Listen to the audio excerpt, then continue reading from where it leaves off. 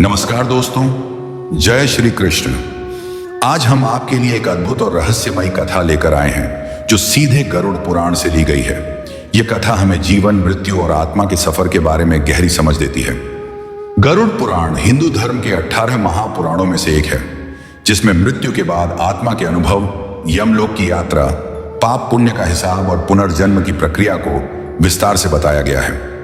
अगर आप यह वीडियो देख रहे हैं तो इसे अंत तक जरूर देखें, क्योंकि भगवान श्री कृष्ण कहते हैं कि गरुड़ पुराण की कथा को कभी भी अधूरा नहीं सुनना चाहिए। इसीलिए पूरी श्रद्धा से इसे सुनें और अंत में जय श्री कृष्ण कमेंट में जरूर लिखें।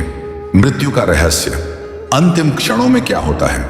गरुड़ पुराण के अनुसार जब किसी व्यक्ति की मृत्यु का समय निकट आता है तो वह धीरे धीरे अपनी चेतना खोने लगता है, लेकिन इस दौरान उसे एक दिव्य दृष्टि प्राप्त होती है जिससे वह तीनों लोगों को देख सकता है।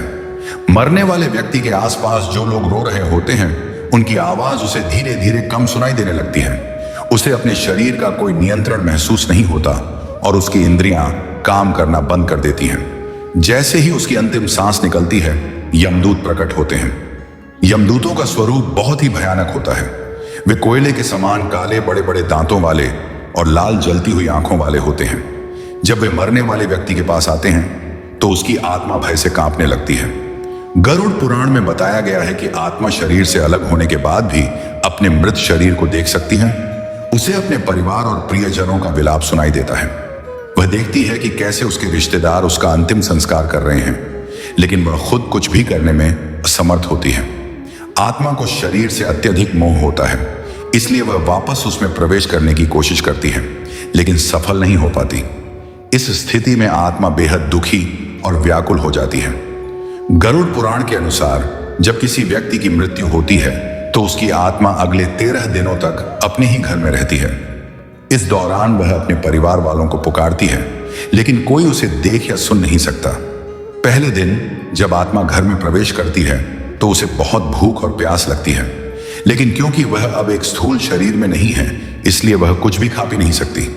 इसीलिए परिजन रोज पिंडदान और श्राद्ध कर्म करते हैं, जिससे आत्मा को भोजन प्राप्त होता है और उसकी भूख प्यास शांत होती है।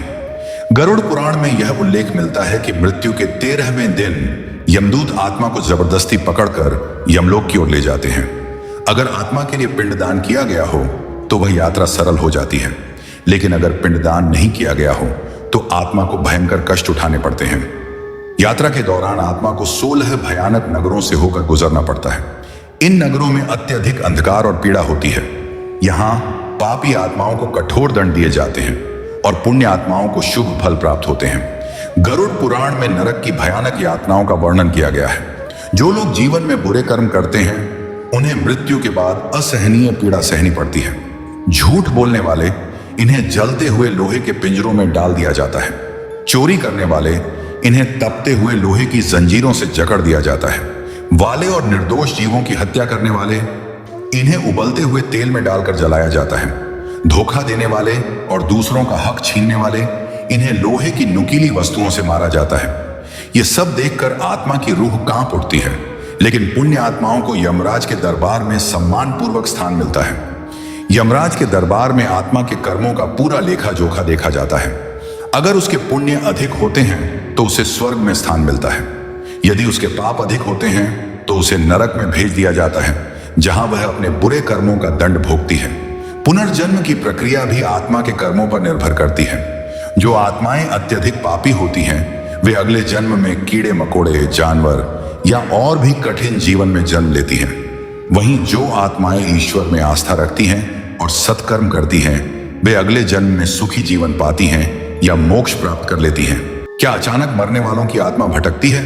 गरुड़ पुराण के अनुसार जो लोग अचानक दुर्घटना में, आत्महत्या से या किसी और अकाल मृत्यु से मरते हैं, उनकी आत्मा अक्सर भटकने लगती है। उन्हें अपनी मृत्यु का एहसास ही नहीं होता।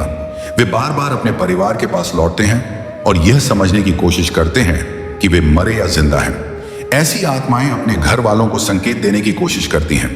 कभी कभी वे घर के वातावरण को भारी बना देती हैं, चीजों को हिलाने लगती हैं या सपनों में आकर अपनी परेशानी जताती हैं।